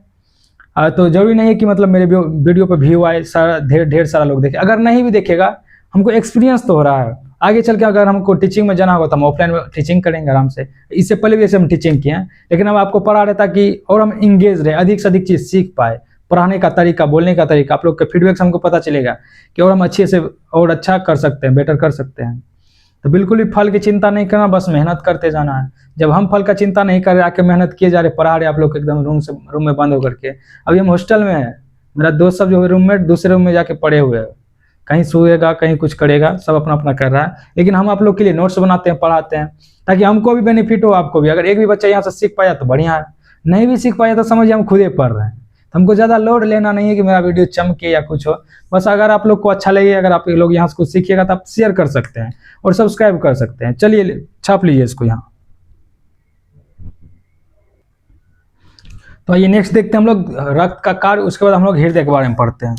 आइए देखिए रक्त का कार्य क्या लिखे, या पोषक पदार्थों के परिवहन में मदद करता है, ऑक्सीजन का परिवहन करेगा, CO2 माने कार्बन डाइऑक्साइड, इसका एटॉमिक मास कितना होता है आप लोग कमेंट में बताइएगा। कार्बन डाइऑक्साइड के परिवहन में मदद करेगा, हार्मोन के परिवहन में मदद करेगा और शरीर का तापमान नियंत्रण करेगा। आपसे पूछा जाएगा एग्जाम में, बताइए रक्त का क्या काम है, तो आप ये लिख लीजिएगा। समझ पा रहे हैं आप लोग क्या क्या काम करेगा? कार्बन डाइऑक्साइड ऑक्सीजन का परिवहन करेगा, हार्मोन का परिवहन करेगा, पोषक पदार्थों का परिवहन करेगा और शरीर के तापमान को नियंत्रित करेगा। चलिए नेक्स्ट पढ़ते हैं हम लोग मनुष्य के हृदय के बारे में। अभी हम यहाँ लिखे हैं, हम लिख लेंगे पहले कि मनुष्य का कौन कौन सा हृदय का भाग होता है, उसमें क्या होता है, क्या कोई चैम्बर होता है, कितना वॉल्व होता है। देन हम लोग जब स्ट्रक्चर पढ़ेंगे, जब स्ट्रक्चर बना के देख लेंगे, वहाँ आपको सारा चीज़ दिख जाएगा। अभी आपको सिर्फ लिख लेना और ध्यान से सुनते रहना हम क्या क्या बोल रहे हैं। जब हम स्ट्रक्चर देखेंगे तो वहाँ हम आपको एक एक पार्ट दिखा देंगे, कहाँ कौन सा प्रेजेंट है, किसका क्या काम है। तो आइए शुरू करते हैं। देखिए सबसे पहले हम पढ़ रहे हृदय का मनुष्य का संरचना। तो क्या लिखे, हृदय एक मांसपेशीय अंग है, यानी कि मांसल संरचना है जी। किस मसल से बनल रहेगा? कार्डियक मसल से। जहां भी कार्डियक वर्ड आ जाए समझिए कि हट का बात हो रहा है, ठीक। तो क्या मांसल संरचना, ये टूटने वाला संरचना बिल्कुल भी नहीं है। जितना भी गाना बन रहा है, जितना भी लोग आपसे बोल रहा है कि मेरा दिल टूट गया, ये सब महामूर्ख आदमी, बायोलॉजी पढ़ा लिखा नहीं है। क्योंकि हम देख रहे हैं कि मनुष्य का हृदय क्या होता है, मांसपेशीय संरचना है। इमोशन में जनरली आपको नहीं रहना है। जनरली जब आप इमोशन में चले जाइएगा ना, तो आपका काम से मन हट जाएगा। इमोशन समझ रहे हैं ना, भावनाओं में किसी के प्रेम में पड़ गया, उसी के बारे में सोचे जा रहे, पढ़ाई लिखाई चौपट कर लिए। ऐसा बिल्कुल भी नहीं करना है। समझ रहे हैं इंसान है, इंसान को इंसान से लगाव हो जाता है। इंसान नहीं प्रेम करेगा तो कौन प्रेम करेगा? प्रेम करना जरूरी है जीवन में। लेकिन अभी आपका विद्यार्थी जीवन है, अभी आपका प्रेम होना चाहिए सिर्फ और सिर्फ पढ़ाई से।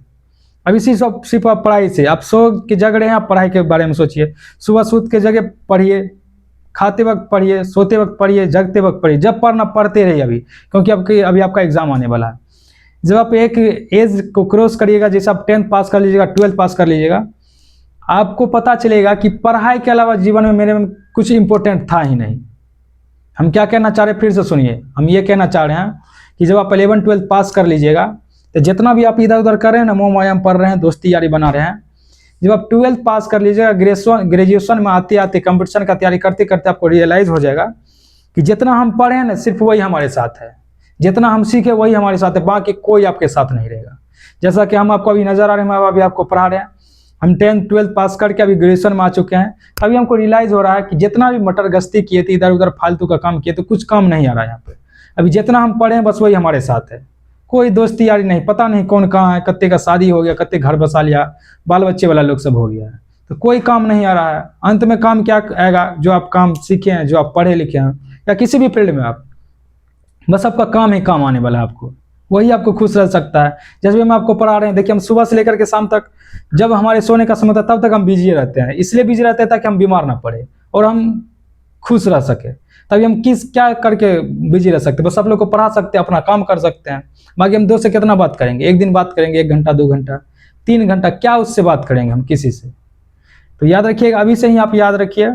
कोशिश करिए अपने काम में हमेशा लगे रहिए। नहीं कुछ है, चलिए अपना काम करते हैं। घर पे हैं, अगर आपको पढ़ने में मन नहीं लग रहा, निकलिए बाहर, लीजिए कच्चिए, जाइए खेत से घास काट के लाइए, गाय को खिलाइए, देखिए कहाँ कैसे न मन लगेगा। डिप्रेशन सब दूर हो जाएगा। डिप्रेशन सब तो मॉडर्न युग के ना बच्चा को धरने लगा है जी। जो पहले का बच्चा सब होता है गाँव सब में, उस सबको डिप्रेशन का होता है, नाम भी नहीं सुना है। पढ़ने गए, पढ़ाई को कौन सीरियस ले रहा? बैग धरे, सरकारी स्कूल में निकल गए, एकदम पानी में तैर रहे हैं, नहा रहे हैं। जिसको आजकल डॉक्टर रिकमेंड करता है कि आप जाके पानी में तैरिए, आपका सेहत ठीक होगा। उस समय हम लोग ऐसे ही करते थे, फ्री के स्विमिंग पूल में। तभी अब 10th में पढ़िए लिखिए, अपने काम को इंपॉर्टेंस जितना देना है दीजिए। बाकी दोस्त यार ये सब कुछ नहीं काम होने वाला है, अंतिम आपको अकेले ही रहना पड़ जाएगा। चलिए आइए हम पढ़ते हैं। हम बोल रहे हैं कि हृदय एक मांसपेशी अंग है, यह मुट्ठी के आकार का होता है। ये नजर आ रहा, जितना आपका फीस्ट होगा उतना आपका हार्ट का साइज होगा। या मीडियास्टेनम में उपस्थित है। मीडियास्टेनम किसको कहते हैं? लंग्स के बीच में देखिएगा आप जगह पाया जाता है, खाली जगह, उसको हम लोग मीडियास्टेनम कहते हैं। वहीं पे प्रेजेंट है। इसका काम क्या होता है?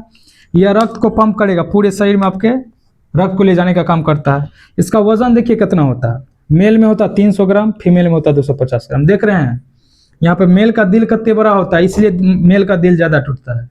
अब देखिएगा सुनिएगा, जनरली जो होता है ना, मेल ही हार्ट अटैक से मरता है। जनरली मेल को ही हार्ट अटैक होता है, फीमेल को नहीं होता। अब लोग पता करके एक बार हमको बता दीजिएगा कि ऐसा काहे होता है। हमको तो आज तक पता ही नहीं चल पाया है कि प्रेम तो दोनों करता है, लड़का भी करता है लड़की भी, लेकिन लड़का ही काहे बर्बाद हो जाता है, उसी का दिल काहे टूटता है, वही काहे सिगरेट दारू पीने लगता है, पता नहीं पगल बात सब काका करने लगता है। याद रखिएगा, मेल का जो हार्ट का वेट होता है 300 ग्राम, फीमेल का 250 ग्राम। अब भाई हम हृदय का भाग पढ़ते हैं, तो हृदय में 4 गो चैम्बर होगा, एगो दूगो नहीं 4 गो चैम्बर। देख रहे हैं एना वाला चैम्बर होगा, जब हम स्ट्रक्चर बताएंगे तो आपको बता देंगे। 4 गो चैम्बर होता है, ये रहा right atria, right ventricle, left atria, left ventricle, 4 गो चैम्बर है। एगो बढ़ गया तो दूसरे में रख लीजिए, दूसरा बढ़ गया तेसर में, तेसर में, चौथा में। हम अभी पढ़ा नहीं रहे हैं आपको, हम ये समझा रहे हैं। अगर आप कहीं कहीं फंस रहे हैं तो आपके दिल में 4 गो है, चार गो आप रख सकते हैं। चलिए आइए हृदय का भाग देखते हैं। हृदय का 4 भाग होता है। दायां आलिंद दिख रहा है, ये right atria, right ventricle, left atria, left ventricle. सबसे पहले देखिए क्या लिखे, दायां आलिंद, ये होता है दायां आलिंद, ये होता है दायां नीले, ये बायां आलिंद, ये बायां नीले। तो दायां आलिंद के बारे में देखिए क्या लिखे, यह ऊपरी दायां कक्ष है। ये नजर आ रहा है, एगो फिर से बना देते हैं, इसका हम स्ट्रक्चर बनाएंगे अच्छे से। ये हो गया आपका राइट आर्ट्रिया, ये right ventricle, left atria, left ventricle. ये हो गया दायां आलिंद, इसमें शरीर के सभी भागों से अशुद्ध रक्त आता है। इसमें क्या होगा, शरीर के सभी भागों से अशुद्ध रक्त आएगा। जब हम फिगर देखेंगे तो हमको दिखाएंगे कि सुपीरियर वेना कब होता है, इन्फीरियर वेना कब, नीचा से अशुद्ध ब्लड लाएगा, ऊपर से लाएगा, भेज देगा किसमें, राइट आर्ट्रिया में। फिर यहाँ ट्राइकस्पिड वाल्व होता है, ये आ जाएगा राइट वेंट्रिकल में। फिर ये राइट वेंट्रिकल से यहाँ पे क्या होता है, ये पल्मोनरी, हाँ पल्मोनरी आर्टरी होता है, ये लेके जाएगा कहाँ पे, लंग्स के पास। फिर लंग्स भेजेगा हृदय के इसमें, लेफ्ट आर्ट्रिया में। फिर यहाँ फिर एओर्टा के पूरे शरीर में पढ़ाएंगे धीरे से, पहले भी देख लीजिए। देखिए क्या लिखिए, इसमें शरीर के सभी भागों से अशुद्ध रक्त आता है, यानी कि इसमें क्या आएगा, अशुद्ध रक्त आएगा। फिर ये कहाँ जाएगा, लेफ्ट वेंट्रिकल में। फिर यहाँ से लंग्स में, फिर लंग्स से कहाँ जाएगा, शुद्ध होकर के, यानी कि ऑक्सीजनेटेड होकर लेफ्ट आर्ट्रिया में, फिर लेफ्ट वेंट्रिकल, फिर एओर्टा के थ्रू पूरे शरीर में। अभी यही इतना को यही जान लीजिएगा। उसको देखिए क्या लिखिए, इसमें जो रक्त आएगा ये सुपेरियर और इन्फेरियर वेना कवा। सुपेरियर मतलब होता है अपर पार्ट से, मतलब ऊपर वाला भाग से लिखा आएगा, और इन्फेरियर मतलब नीचे वाला भाग से अशुद्ध रक्त लगेगा कहाँ पे, राइट आर्ट्रिया पे। ठीक, उसके बाद देखिए क्या लिखिए, दायां नीले, ये रहा आपका दायां नीले, यह निचला दायां कक्ष नजर आ रहा है, नया दायां निचला कक्ष। यहाँ से रक्त फुफ्फुस धमनी द्वारा फेफड़ों में जाता है। हम पढ़ेंगे शिरा क्या होता है, धमनी क्या होता है। धमनी क्या होता है, जनरली ये शुद्ध रक्त को ले जाता है, लेकिन फुफ्फुस धमनी क्या अपवाद, ये अशुद्ध रक्त को ले जाएगा कहाँ पे, लंग्स के पास। तो समझिए यहाँ तक हम क्या बोलना चाह रहे हैं। अभी आप यहाँ लिख लीजिए, जब हम फिगर बना के आपको एक एक चीज हम दिखा देंगे कि दिल से कैसा आवाज निकलता, लब निकलता, डब निकलता, ये धक धक करने लगा, ऐसा आवाज नहीं निकलता है। जब डॉक्टर देखिएगा स्टेथोस्कोप लगाता है कान में, तो देखिएगा इस तरह से चेक करता है, तो वो आवाज सुनता है लब डब, धक धक नहीं करता है। तो लिख लीजिए यहाँ तक। अब आइए हम पढ़ते हैं, 2 चैम्बर बच गया है, ये लेफ्ट आर्ट्रिया, लेफ्ट वेंट्रिकल, यानी कि बायां आलिंद और बायां नीले। फिर उसके बाद हम लोग देखेंगे इसमें क्या गो वाल्व होता है, इसका क्या काम होता है, स्ट्रक्चर बना के एकदम। ट्राइकस्पिड वाल्व कहाँ होता है, बाइकस्पिड वाल्व होता है, किस तरह से ब्लड फ्लो होता है, इसमें हम सब पढ़ाएंगे। पहले एक लिख लीजिए। तो ये नेक्स्ट देखते हैं हम लोग, तेज थोड़ा पढ़ लेते हैं, लेक्चर का ड्यूरेशन नहीं तो ज़्यादा हो जाएगा। उसके बाद देखिए हम क्या लिखे, बायां आलिंद। अभी सिर्फ आपको देखते जाना, जब अब इसके बाद हम हार्ट का फिगर बनाएंगे, हार्ट में कितने वाल होते हैं, उसके बाद हम लोग, वाल मतलब दीवार कितने होते हैं, उसके बाद हम लोग हार्ट का फिगर बनाएंगे। जो जो यहाँ लिखे सब पार्ट आपको नजर आएगा, किस तरह से ब्लड आता है, आपको फील होने लगेगा कि हृदय किस तरह से काम करता है। जब आंख बंद करिएगा तो आपको अपने पता चल जाएगा कि हृदय किस तरह से काम करता है, कैसे नीचे से ऊपर ब्लड आया, ऊपर से नीचे आया, फिर लंग्स में कैसे गया, आपको रियलाइज हो जाएगा। चलिए पहले देखते हैं। बायां आलिंद देखिए क्या लिखे, यह ऊपरी बायां भाग है, फेफड़ों से आने वाले ऑक्सीजन युक्त रक्त इसी भाग में आता है। रक्त पल्मोनरी वेन के द्वारा, हम जानेंगे आगे। वेन मतलब होता है सीरा, सीरा जनरली अशुद्ध रक्त को ट्रांसपोर्ट करता है, लेकिन ये जो पल्मोनरी वेन है, ये अपवाद है, फुफ्फुसी धमनी जिसको कहते हैं, ये शुद्ध रक्त को लाएगा कहाँ पे, लंग हार्ट में। उसको देखिए क्या लिखे, बायां नीले, या निचला बायां भाग है, यह सबसे मोटी दीवार वाला कक्ष होता है, क्योंकि यह पूरे शरीर में पंख करता है, क्योंकि इसमें प्रेशर अधिक होता है। ये जो बाएं नली होता है ना, इसको कंटेक्ट करके अयोटा यानी कि महाधमनी के थ्रू पूरे शरीर में भेजना पड़ता है, इसलिए इसका वाल मोटा होता है, क्योंकि इसमें प्रेशर अधिक लगता है। उसको देखिए क्या लिखे, यहाँ से रक्त अयोटा यानी कि महाधमनी के द्वारा पूरे शरीर में, आपको महाधमनी भी दिख जाएगा। चलिए उसके बाद हम पढ़ते हैं वाल्व। वाल्व का क्या काम होता है, ये क्या करता है, बैक फ्लो कर रोकता है, यानी कि एक बार कोई चीज आ गया तो उसके बाद फिर उसको जाने नहीं देगा। जैसे आप लोग हैंड पंप चलाएं, जिसको हम लोग चापाकल कहते हैं, जब एक बार आप चापाकल चला दीजिएगा तो देखिएगा उसमें पानी आ जाता, पानी भागता नहीं है, क्योंकि उसके नीचे देखिएगा एक छोटा सा लगाता है वाल्व टाइप का, इस तरह से उस पर इस तरह से रहता है। जैसे पानी ऊपर आया, पानी जैसे ऊपर आ गया ऐसे बंद हो जाता है। तो देखिएगा जब वही खराब हो जाता है तो क्या होता है, पानी कल में सूखने लगता है। तो फिर हम क्या करते हैं, जलेबी बदलते या वह जो भी उसका वासट होता है वो सब बदलते, फिर ठीक हो जाता है। तो ठीक उसी तरह से वाल्व का क्या काम होता है, ये बैक फ्लो को रोकेगा। जैसे हम लोग भोजन एक बार ग्रहण कर लिए, बाहर नहीं आता, क्यों नहीं आता, हम जानते हैं कि अलग अलग प्रकार का स्पिंटर प्रेजेंट होता है। ठीक उसी तरह से वाल्व क्या करता है, किसी भी चीज के बैक फ्लो को रोकता है। देखिए क्या लिखे, हृदय में रक्त का प्रवाह एक दिशा में होता है, इसलिए वाल्व होता है, यानी कि एक बार चल गया तो फिर पीछे नहीं लौट सकता। तो इसमें 4 वाल्व होते हैं हृदय में, देखिएगा कौन कौन, tricuspid, pulmonary, bicuspid and aorta. आइए देखते हैं क्या होता है। ये जो त्रिदली का पार्ट होगा, ये दायां अलिंद और बायां नीले के बीच होगा। सिर्फ अभी आप सुन लीजिए, इसके बाद हम फिगर में आपको दिखाएंगे। फुफ्फुसीय वाल्व ये दायां नीले और फुफ्फुसीय धमनी के बीच होता है। द्विदली का पार्ट ये बायां अलिंद और बायां नीले के बीच, द्विदली का पार्ट को हम लोग मिट्रल वाल्व भी कहते हैं। महाधमनी ये बायां नीले और महाधमनी के बीच होता है। अब आइए इसके बाद हम लोग तेज देखते हैं। जो हार्ट होता है उसमें 3 गो दीवार होता है, इंडोकार्डियम, मायोकार्डियम, पेरिकार्डियम। फिर हम लोग स्ट्रक्चर तेज से पढ़ लेते हैं, क्योंकि हमको लगता है लेक्चर का ड्यूरेशन लगभग 50-60 मिनट हो जाएगा। तो आइए इसको तेज से छाप लीजिए। तो आइए अब हम देखते हैं किस तरह से हृदय काम करता है। इससे पहले जितना हम लिखा है बस वही हम आपको यहाँ पे एक्सप्लेन करेंगे। इससे पहले हम जान लेते हैं हृदय में 3 गो वाल्व होता है, इंडोकार्डियम, मायोकार्डियम, पेरिकार्डियम। नाम से पता चल रहा है, इंडोकार्डियम सबसे अंदर वाला, मायोकार्डियम बीच वाला, पेरिकार्डियम सबसे बाहर वाला। आइए आपको हम समझाते हैं, ध्यान से सुनते रहिएगा। स्ट्रक्चर थोड़ा सही नहीं बना बट हम आपको समझा पाएंगे बढ़िया से। आप स्ट्रक्चर का प्रैक्टिस कर लीजिएगा। आइए देखिए हम क्या पढ़ रहे हैं। हृदय का दीवार देखिए 3 होता है, कौन कौन, एपिकार्डियम, मायोकार्डियम, एंडोकार्डियम। एपिकार्डियम सबसे बाहरी, मध्य, आंतरिक। आइए हम हार्ट को समझते हैं। हम आपको अभी बताया कि हार्ट में 4 चैम्बर होते हैं, एकदम ध्यान से सुनते रहिएगा, क्लियर हो जाएगा, कोई भी क्वेश्चन नहीं छूटेगा आपसे।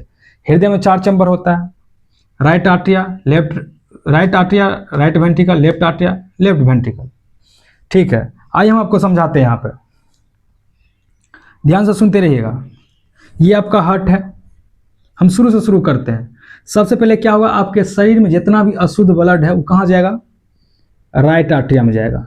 दिख रहा राइट, यहाँ आपको दिख रहा, अगर यहाँ नहीं दिख रहा होगा तो थोड़ा और ऊपर लिख देते हैं, नहीं तो यहाँ लिख देते हैं। ये वाला साइड है राइट और इधर वाला है लेफ्ट। अब तो दिखेगा इधर राइट इधर लेफ्ट। अब आप समझिए, आपके शरीर में जितना भी अशुद्ध वाला ब्लड है नीचे वाला भाग से आएगा, इंफीरियर वेना कवा, इंफीरियर वेना कवा, सुपीरियर वेना कवा। देखिएगा यहाँ क्या लिखे हैं, इंफीरियर वेना कवा, इधर क्या लिखे हैं, सुपीरियर वेना कवा। यानी कि ये आपके शरीर के ऊपर वाला भाग से अशुद्ध रक्त को लाएगा कहाँ पे, राइट आर्टरिया में। और इंफीरियर वेना कवा नीचे वाला भाग से अशुद्ध रक्त को लाएगा कहाँ पे, राइट आर्टरिया में। ध्यान से सुनते जाइएगा, एकदम समझ जाइएगा। ऊपर से अशुद्ध रक्त आ गया राइट आर्टरिया में, नीचे से अशुद्ध रक्त आ गया राइट आर्टरिया में। अब देखिए होगा क्या, ये राइट है, ये जो आपका लेफ्ट नजर आ रहा है इधर राइट का लाएगा और उधर लेफ्ट, तो राइट। दायां आलिंद, ये हो गया दायां आलिंद, ये हो गया बायां आलिंद। ये दायां बायां, दायां राइट में क्या होता है जी, दायां ही नहीं होता है, और लेफ्ट मतलब बायां। तो आप यहाँ लिख सकते हैं, ये हो गया बायां साइड, ये हो गया दायां साइड, दायां आलिंद। 1 मिनट, बायां आलिंद राइट मीन्स दायां, ठीक है, लेफ्ट मीन्स बायां, ठीक है। चलिए अब आइए समझिए फिर सीधा ध्यान से। हम आपको समझा रहे हैं हार्ट के बारे में, किस तरह से हार्ट काम करता है। अब ध्यान से सुनिएगा, अब समझ पाइएगा हार्ट का मैकेनिज्म किस तरह से काम करता है। हम बोले कि हार्ट में 4 गो चैम्बर है, रहने दीजिए 4 गो चैम्बर को। आइए हम समझते हैं कि हार्ट में किस तरह से ब्लड सर्कुलेशन हो रहा है।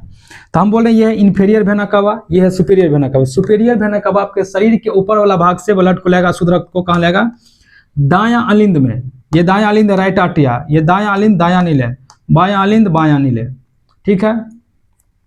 अब सुनिएगा, ये ऊपर से ले आया अशुद्ध रक्त, ये भी ले आया नीचे से अशुद्ध रक्त। अब क्या होगा, ये जो रक्त आ गया है ना दायां अलिंद में, अब ये क्या होगा, यहाँ आपको ट्राइकस्पिड वाल्व नजर आ रहा, त्रिदली कपाट। ये त्रिदली कपाट जब इसमें ब्लड आ गया तो यहाँ पे ओपन होगा। ओपन होने के बाद ये कहाँ आ जाएगा, राइट वेंट्रिकल में, यानी कि दायां अनिले में आएगा। हम दिख रहे हैं, नहीं दिख रहे हैं तो कोई बात नहीं, इधर दिखना चाहिए। ऊपर वाला भाग से आ गया था अशुद्ध रक्त राइट आर्टरिया में। ताकि हम समझ लेते हैं हार्ट के मैकेनिज्म को।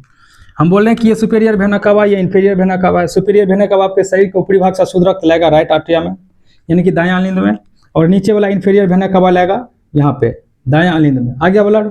अब हम बोल रहे हैं कि ये ब्लड जब इसमें आएगा तो ये जो आपका त्रिदली कपाट नजर आ रहा है, ये इसका काम क्या होता है, ब्लड फ्लो को रोकना था। जैसे ही ब्लड इसमें ये ओपन होगा, ये आ जाएगा कहाँ पे, राइट वेंट्रिकल में, यानी कि दायां अनिले में आएगा। तो अब ये क्या होगा, त्रिदली कपाट बंद होगा। जैसे बंद होता तब आ जाता है लब, और द्विदली कपाट बंद होता तब डब। अभी उधर नहीं जाना।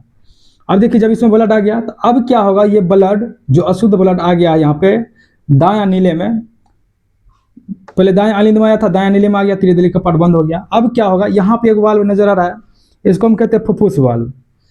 अब क्या होगा, इस राइट वेंट्रिकल से ब्लड पंप होगा कहाँ पे, इस फुफ्फुस वाल्व के थ्रू जाएगा कहाँ पे, लंग्स में जाएगा।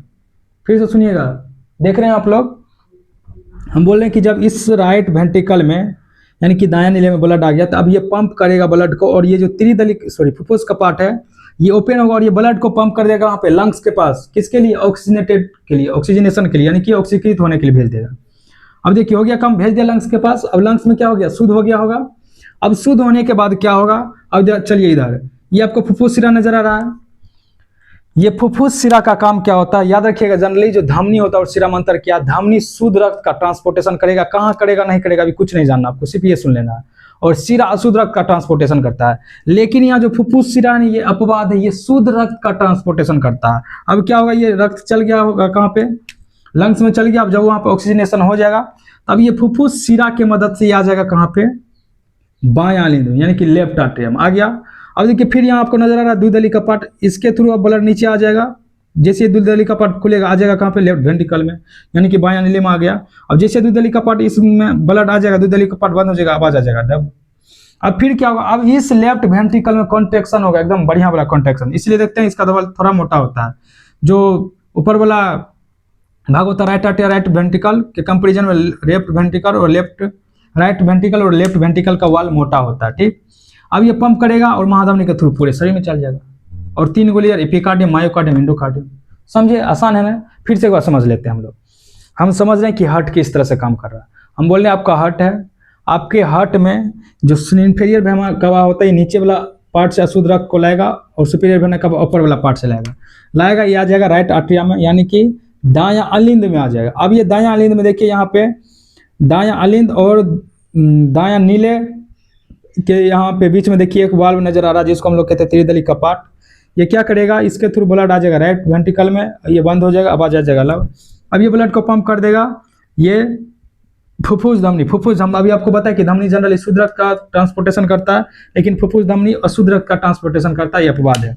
ये भेज देगा कहाँ पे, चल जाएगा कहाँ पे, लंग्स के पास। अब लंग्स में शुद्ध होने के बाद फिर ये फुफ्फुस सिरा की मदद से आएगा लेफ्ट वेंट्रिकल आर्टरिया में, या लेफ्ट वेंट्रिकल, फिर यहाँ से पंप हो जाएगा अल्ट्रा महाधमनी के थ्रू पूरे शरीर में चल जाएगा।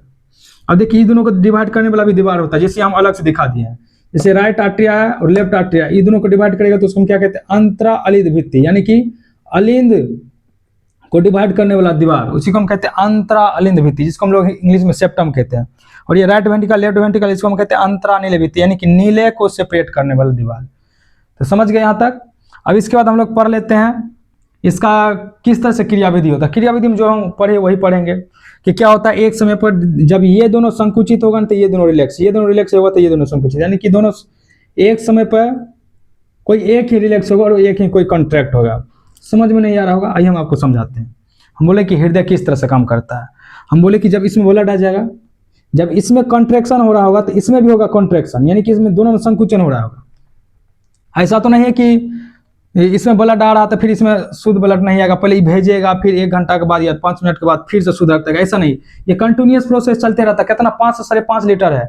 अब हम आपको हार्ट का साइज बताए थे 300 ग्राम, बताए थे ना जी मेल में। तब सोचिएगा सब 300 ग्राम में 5 लीटर खून कैसे जाता है। तो उसका यही मैकेनिज्म है कि पूरे शरीर में क्या होता है, ये ट्रांसपोर्ट होते रहता है, सिर्फ हार्ट में नहीं रहता है। देखिए जैसे इसमें अशुद्ध रक्त आ जाएगा तो इसमें शुद्ध रक्त आ जाएगा। जब ये दोनों कॉन्ट्रैक्ट करेगा, दिख रहा है आपको, जब ये दोनों कॉन्ट्रैक्ट करेगा तो ये दोनों रिलैक्स कर रहा होगा। जब ये दोनों कॉन्ट्रैक्ट करेगा, ब्लड इसमें भर गया, इसमें भर गया अशुद्ध ब्लड और इसमें लेफ्ट वाला में भर गया शुद्ध ब्लड। अब देखिए जैसे ये दोनों कॉन्ट्रैक्ट करेगा, जब ये दोनों कॉन्ट्रैक्ट करेगा ये रिलैक्स करेगा और ब्लड क्या करेगा, इस होकर के लंग्स में चल जाएगा और ये जो आपको महाधमनी वाल्व है ये खुलेगा, ये महाधमनी के थ्रू आपके पूरे शरीर में पहुंचा देगा। तो हम इसके बाद समझेंगे मैकेनिज्म क्या होता है कि किस तरह से ये आर्ट्रिया है, लेफ्ट आर्ट्रिया, राइट वेंट्रिकल है, लेफ्ट वेंट्रिकल, किस तरह से संकुचित होता है, किस तरह से डायस्टोल होता है, किस तरह से सिस्टोल होता है, जिसको हम लोग ब्लड प्रेशर कहते हैं 120/80 होता है। हाइपरटेंशन क्या होता है, हाइपोटेंशन क्या होता है, ये सब समझते हैं। पहले इसको आप समझ लीजिए। समझ गए होंगे यहाँ तक? 3 गो वाल्व बताया, एपिकार्डियम, मायोकार्डियम, एंडोकार्डियम। आइए इसको लिख लीजिए। तो ये नेक्स्ट हम लोग पढ़ते हैं हृदय की क्रियाविधि के बारे में, किस तरह से हृदय काम करता है। तो आइए देखिएगा हृदय का क्रियाविधि। हम इससे पहले पढ़ लें कि हृदय में किस तरह से ब्लड आएगा, किस तरह से पंप होगा, उसमें कौन कौन सा वाल्व होता है, ट्राइकास्पिड होता है, बाइकास्पिड होता है, सेमिलुनर वाल्व कहाँ होता है, मिट्रल वाल्व कहाँ होता है, मिट्रल वाल्व का अदर क्या नाम होता है, पढ़ लिए। अब ये नेक्स्ट हम लोग पढ़ते हैं हृदय की क्रियाविधि, हृदय कैसे काम करता है। देखिए क्या लिखे हैं, हृदय में 4 चैम्बर होते हैं ना। हम बोल रहे हैं कि सबसे पहले क्या होता है, अलिंद संकुचन, नीले संकुचन। एक समय पर अगर मान चलिए राइट वेंट्रिकल, हम क्या बोल रहे हैं, अलिंद संकुचन में लिखे हैं, पहले पढ़ लीजिए उसके बाद आपको हम समझाते हैं। बोल रहे हैं कि हृदय के दोनों अलिंद एक साथ संकुचित होते हैं। मतलब बोल रहा है कि 4 चैम्बर है ना, ये यहाँ नहीं दिख रहा होगा आपको, उम्मीद करते हैं यहाँ दिख रहा होगा। ये 4 चैम्बर है, right atria, right ventricle, left atria, left ventricle. हम ये बोल रहा है कि एक समय पर अगर मान चलिए राइट आर्ट्रिया और लेफ्ट आर्ट्रिया संकुचित हो रहा है तो ये दोनों शिथिल होगा, यानी कि डायस्टोल होगा। तो बोला कि हृदय के दोनों अलिंद एक साथ संकुचित होते हैं। इस संकुचन से रक्त अलिंदों से नीले में आता है, यानी कि जब ये कॉन्ट्रैक्शन होगा ना दोनों में, तो ब्लड क्या होगा, इस राइट आर्ट्रिया से राइट वेंट्रिकल में आ जाएगा, लेफ्ट आर्ट्रिया से लेफ्ट वेंट्रिकल में आ जाएगा। आगे बोल रहा कि इस समय एबी वाल्व, ट्राइकास्पिड वाल्व खुले रहते हैं ताकि नीचे जा सके। मतलब ये बोल रहा है क्या, यहाँ पर जो ट्राइकास्पिड और बाइकास्पिड वाल्व रहता है ये खुला रहता है ताकि ब्लड क्या हो जाए, इस राइट आर्ट्रिया से राइट वेंट्रिकल में जा सके, लेफ्ट आर्ट्रिया से लेफ्ट वेंट्रिकल में जा सके। उसके बाद हम लोग पढ़ रहे हैं नीले संकुचन। जब ये दोनों नीले संकुचित होगा तो ये दोनों रिलैक्स रहेगा। समझ रहे हैं? देखिए क्या करा, दोनों नीले संकुचित होते हैं। इस समय एबी वाल्व बंद हो जाते हैं ताकि रक्त वापस अलिंदों में जा सके। ये जो ट्राइकास्पिड बाइकास्पिड वाल्व ये बंद हो जाएगा और यहाँ जो हम देखे थे कि वाल्व पाया जाता है जो कि धमनी के ऊपर ले जाएगा, सॉरी यहाँ पे फुफ्फुस और यहाँ पे महाधमनी पाया जाता है, उसका वाल्व खुलेगा और ब्लड एगो लंग्स में लेके चल जाएगा, एगो आपके पूरे शरीर में लेके जाएगा। नोट में ये कुछ पॉइंट लिखे हैं। संकुचन और शीतलन, संकुचन को हम लोग सिस्टोल भी कहते हैं और शीतलन को डायस्टोल। यही संकुचन और शीतलन यानी कि सिस्टोल और डायस्टोल मिलकर ब्लड प्रेशर का निर्माण करता है। एक होता है एसए नोड, जैसा कि आप लोग जानते होंगे कि हमारा जो हार्ट है ये रेस्टलेस है, कभी रेस्ट नहीं करता, हमेशा काम करते रहता है। ऐसा सुने ना आप लोग? तो देखिए इसका कैसे काम करता है। इसमें पाया जाता है एसए नोड, जो आपका ये राइट आर्टरिया है ना, इसी के वाल में यहाँ साइड पर एसए नोड पाया जाता है, जिसको हम लोग कहते हैं साइनो ऑरिकुलर नोड या पेसमेकर भी कहते हैं। ये दायां में पाया जाता है। ये क्या करता है, हार्ट में एक मंद विद्युत धारा यानी कि शॉर्ट कम मात्रा में विद्युत ऊर्जा इसको प्राप्त करते रहता है, हार्ट को मतलब त्वरित करते रहता है या ट्रांसफर करते रहता है, जो भी कह लीजिए, विद्युत धारा उत्पन्न करता है, जिसके कारण हमारा हार्ट क्या होता है, बिना थक के काम करते रहता है। जिस दिन आपका हार्ट थक गया तो समझिए आप टपक जाइएगा, भगवान को प्यारे हो जाइएगा।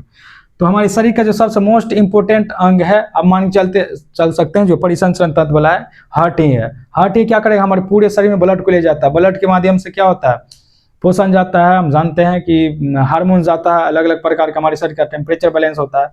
जहाँ पे ब्लड नहीं जाता समझ लीजिए कितना ज़्यादा परेशानी होने लगता है, वहाँ पेन होने लगता है, वहाँ सुन्न हो जाता है, कुछ पता नहीं चलता है। तो हार्ट बहुत ज़्यादा इंपॉर्टेंट है, इसको स्वस्थ रखना बहुत ज़्यादा जरूरी है। इसके लिए आप बाहर का जंक फूड मत खाइएगा और टेंशन नहीं लीजिएगा। टेंशन लेने से जंक फूड से कई ज़्यादा गुना हानि करता है टेंशन। चलिए उसके बाद देखिए क्या लिखे हैं, इलेक्ट्रोकार्डियोग्राफ। देखिए ग्राफ नाम का आपको सुन के लग रहा हो कि ग्राफ कुछ प्लॉट हो रहा है, ऐसा लग रहा होगा, जबकि ऐसा नहीं। कि इलेक्ट्रोकार्डियोग्राफ एक मशीन है जो हम ईसीजी करवाते देखे होंगे, लीड लगाता है इस तरह से, यहाँ पर लगाता है दोनों साइड में, तो हृदय विद्युत गति को रिकॉर्ड करता है ये इलेक्ट्रोकार्डियोग्राफ, ये मशीन है। और इलेक्ट्रोकार्डियोग्राम जो है, देखिए ग्राफ और ग्राम कंफ्यूज नहीं हो जाएगा, ग्राम जो है ये ग्राफ होता है, ग्राफ हो गया मशीन जो कि क्या करेगा, आपके हृदय के विद्युत गतिविधि को रिकॉर्ड करेगा। और इलेक्ट्रोकार्डियोग्राम ये हो गया ग्राफ, जो इसके द्वारा रिकॉर्ड किया जाएगा। हृदय की विद्युत गतिविधियों द्वारा प्राप्त रेखाचित्र को हम लोग इलेक्ट्रोकार्डियोग्राम कहते हैं। हृदय चक्र 0.8 सेकंड का होता है। हृदय चक्र क्या होता है, कैसे काम करता है, ये सब आपको बिल्कुल नहीं पढ़ना है। सिस्टोल कितना देर होता है, डायस्टोल कितना देर होता है, राइट लेफ्ट कुछ नहीं जानना है, सिर्फ आपको इतना को याद रख लेना है। जब हम लोग डिटेल कोर्स पढ़ेंगे तो वहाँ आपको हम पूरे पढ़ाएंगे। चलिए यहाँ तक लिख लीजिए। इसके बाद हम लोग पढ़ लेते हैं, थोड़ा सा और बचा है। जान लेते हैं द्विगुण परिवहन क्या होता है, डबल सर्कुलेशन क्या होता है, हाइपरटेंशन क्या होता है, हाइपोटेंशन क्या होता है, नॉर्मल ब्लड प्रेशर कितना होता है, फिर चैप्टर खत्म हो जाएगा। मुश्किल से हमको लगता है 5-10 मिनट और लगेगा, वीडियो थोड़ा लॉन्ग हो ही गया है, पर कोई बात नहीं, लिख लीजिए। हम सारा कंटेंट भी तो पढ़ रहे हैं, आपसे क्वेश्चन भी तो बन पाएगा, लिखिए करा। तो आइए हम लोग पढ़ते हैं द्विगुण परिवहन क्या होता है। द्विगुण परिवहन मतलब होता है डबल सर्कुलेशन। नाम से पता चला, डबल मतलब समझ रहे हैं ना, 2 बार। डबल सर्कुलेशन का सिंपल मीनिंग होता है कि हमारे परिसंचरण तंत्र में जो भी अंग भाग ले रहे हैं, हम जान रहे हैं कौन सा अंग जनरली भाग लेता है, हार्ट भाग लेता है। इस हार्ट में 2 बार ब्लड आएगा। आइए आपको हम समझाते होता क्या। ये आपका फेफड़ा है, ये आपका हार्ट का चैम्बर है, 4 चैम्बर, ये शरीर का आपका अलग अलग अंग है। होता क्या है देखिए, ये फुफ्फुस धमनी है, ये क्या करेगा, अशुद्ध रक्त को राइट आर्टिया से लेके कहाँ जाएगा, इस पे फेफड़ा के पास ले जाएगा। फिर से सुनिए, आइए हम फिर समझते हैं। पहले अशुद्ध रक्त से स्टार्ट करते हैं। ये शरीर से अशुद्ध रक्त लेके जाएगा महाशिरा राइट आर्टिया में, देन जाएगा राइट वेंट्रिकल में। ये राइट वेंट्रिकल जुड़ा रहता है कहाँ से, लंग से जुड़ा रहता है। अब ये राइट वेंट्रिकल के थ्रू क्या होगा, कि जो फुफ्फुस धमनी ये अशुद्ध रक्त को लेके जाएगा फेफड़ा में। अब देखिए फिर से क्या होगा, इस फेफड़ा में रक्त ऑक्सीकृत हो जाएगा। ऑक्सीकृत होने के बाद फुफ्फुस शिरा, याद रखिएगा शिरा जनरली क्या करता है, अशुद्ध रक्त लाता है, लेकिन फुफ्फुस शिरा शुद्ध रक्त लाएगा। अब ये क्या करेगा, ऑक्सीजनेटेड जो होगा, ऑक्सीजनेटेड यानी कि ऑक्सीकृत रक्त को कहाँ ले जाएगा, लेफ्ट आर्टिया में। देन लेफ्ट आर्टिया के बाद कहाँ जाएगा, लेफ्ट वेंट्रिकल। लेफ्ट वेंट्रिकल यहाँ देखिए फिर अल्टा महाधमनी जुड़ा रहेगा, फिर मतलब पीछे से कम्प्लेक्स स्ट्रक्चर जुड़ रहा था मैं आपको समझाने के लिए। देन यहाँ से महाधमनी निकलेगा, फिर शरीर के विभिन्न भाग में जाएगा। तो देख रहे हैं इस हार्ट में ब्लड 2 बार आ रहा है ना, इसी को मतलब द्विगुण परिवहन कहते हैं। तो फिर से समझ लीजिएगा, द्विगुण परिवहन मतलब कि जो रक्त परिसंचरण तंत्र होता है उसमें हमारे रक्त जो हमारा हृदय होता है उसमें रक्त 2 बार आता है। कैसे कैसे आता है, एक बार क्या होगा, इस महाशिरा से नीचे वाला भाग, पीछे पढ़े थे सुपीरियर वेना कवा, इन्फीरियर वेना कवा से अशुद्ध रक्त यहाँ आएगा, अशुद्ध रक्त राइट वेंट्रिकल, देन ये फेफड़ा में जाएगा, फेफड़ा में शुद्ध होगा, शुद्ध होकर के फिर यहाँ आएगा। देखिए 2 बार हार्ट में आ रहा है, इसी को हम लोग द्विगुण परिवहन कह लेते हैं। आप लोग एक बार इसको देख लीजिएगा बुक से, ताकि आप लोग भाषा बना के लिख पाइएगा, ऐसा आप यहाँ समझ जाइएगा। हमारा लेक्चर बहुत ज़्यादा ड्यूरेशन का हो जा रहा है इसीलिए। चलिए नेक्स्ट देखिए, हम पढ़ते हैं रक्तवाहिनियाँ के बारे में। रक्तवाहिनियाँ क्या होता है, सिंपल, जो हमारे पूरे शरीर में फैला हुआ है जाल, उसी को हम रक्तवाहिनियाँ कहते हैं। उसमें क्या फैला रहता है, शिरा फैला रहता है, धमनी फैला रहता है, रक्त केशिकाएं फैला रहता है। तो क्या होता है रक्तवाहिनियाँ, रक्तवाहिनियों के नलिकाएं हैं जिनके माध्यम से रक्त शरीर के सभी भागों में पहुंचाता है और वापस हृदय में लाता है। उसी को जस्ट जाल, लाइक क्या है, जाल है। और जो वायर, जैसे आप देखे होंगे कि जब आप घर में वायरिंग कराते हैं, अब देखिए वायर भी अलग अलग तरह का होता होगा। कुछ जो मेन पावर पॉइंट जहाँ से, जैसे कि आप कह सकते हैं जहाँ से इलेक्ट्रिसिटी प्रोड्यूस होता है, वहाँ से जब देखिएगा पावर ये लाया जाता है तो वहाँ देखिएगा मोटा मोटा वायर होता है। फिर देखिएगा जब आपके गांव घर में आता है जो वायर होता है वो थोड़ा उससे पतला हो जाता है, जो आप अपने घर में लगाते हो और पतला हो जाता है। तो हमारे शरीर में कुछ इसी तरह से होता है, धमनी होता है, शिरा होता है, कैपिलरी होता है, ये सब क्या होता है धीरे धीरे पतला होते जाता है। जैसे धमनी का शिरा सबसे ज़्यादा मोटा होगा, फिर शिरा, धमनी का, फिर उसके बाद शिरा का, फिर उसके बाद कैपिलरी का। तो शिरा क्या होता है, हमारे शरीर में जस्ट जाल फैला हुआ है जो हमारे शरीर में पूरे में रक्त ले जाएगा, फिर उसको घुरा के हृदय में लगेगा, उसी को हम लोग क्या कहते हैं, शिरा। फिर से देख लीजिए, रक्तवाहिनियां वे नलिकाएं जिनके माध्यम से रक्त शरीर के सभी भागों तक पहुंचता है और वापस हृदय में लौटता है, उसी को हम लोग क्या कहते हैं, रक्तवाहिनियां कहते हैं। अब हम इसका प्रकार पढ़ लेंगे, धमनी क्या होता है, शिरा क्या होता है, कैपिलरी यानी कि रक्त केशिकाएं क्या होता है, लसिका क्या होता है, हाइपरटेंशन क्या होता है, हाइपोटेंशन क्या होता है, ब्लड प्रेशर किससे हम मेजर करते हैं, स्फिग्मोमेनोमीटर जिसको हम कहते हैं। देन हमारा लेक्चर खत्म हो जाएगा, तो ये इसको लिख लीजिए। तो आइए नेक्स्ट हम लोग रक्तवाहिनियां का प्रकार पढ़ते हैं। आइए थोड़ा तेजी पढ़ते हैं। सबसे पहले देखिए क्या लिखिए, धमनियां। आपसे धमनी और शिरा में अंतर पूछा जाएगा तो आप यहाँ से पढ़ के धमनी और शिरा में अंतर लिख लीजिएगा। देखिए क्या लिखिए, ये रक्त को हृदय से शरीर के विभिन्न भागों अंगों तक ले जाता था। कौन सा रक्त ले जाएगा, हृदय से शुद्ध रक्त को ले जाएगा। देखिए क्या लिखिए, शुद्ध रक्त को ले जाएगा। अपवाद में याद रखिएगा, जो फुफ्फुस धमनी है ये अशुद्ध रक्त को ले जाता है फेफड़ा तक, धमनी शुद्ध रक्त को हृदय से ले जाएगा। देखिए क्या लिखा है, ये रक्त को हृदय से शरीर के विभिन्न अंगों तक ले जाएगा, लेकिन जो फुफ्फुस धमनी है ये हृदय से क्या करेगा जी, अशुद्ध रक्त को ले जाएगा। कहाँ पे, तो यहाँ पे लंग्स पे देखिए क्या लिखे, शुद्ध रक्त को ले जाएगा, लेकिन अपवाद में फुफ्फुस धमनी अशुद्ध रक्त को फेफड़ा तक ले जाएगा, यानी कि लंग्स तक ले जाएगा। इनकी दीवार मोटी और लचीली होती है। अंतर में इसी दोनों में से लिख दीजिएगा छांट के। इनमें रक्त उच्च दाब और प्रवाही से होता है। एग्जाम्पल यह देखिएगा, महाधमनी सबसे बड़ी धमनी होती है। शिराएं, ये रक्त को शरीर के से वापस हृदय में लाता है। कौन सा रक्त लाएगा? अशुद्ध रक्त लाएगा, लेकिन अपवाद क्या है? फुफ्फुस शिरा। देखिए क्या लिखा, अशुद्ध रक्त का परिवहन करते हैं। अपवाद में फुफ्फुस शिरा ये शुद्ध रक्त का परिवहन करता है। इनकी दीवार पतली होती है। इनमें रक्त का प्रवाह धीमी और कम दाब से होता है। महाशिरा सबसे बड़ी शिरा है। फास्ट लग रहा, वीडियो को थोड़ा आप स्लो करके देख लीजिएगा, क्योंकि लेक्चर का ड्यूरेशन बहुत ही ज़्यादा हो जा रहा है, इसीलिए। तो लिख लीजिए। इसके बाद हम लोग पढ़ते हैं ब्लड कैपिलरी क्या होता है, लसिका क्या होता है। बस 5 मिनट और रुकिएगा, चैप्टर खत्म हो जाएगा। छापिए करा।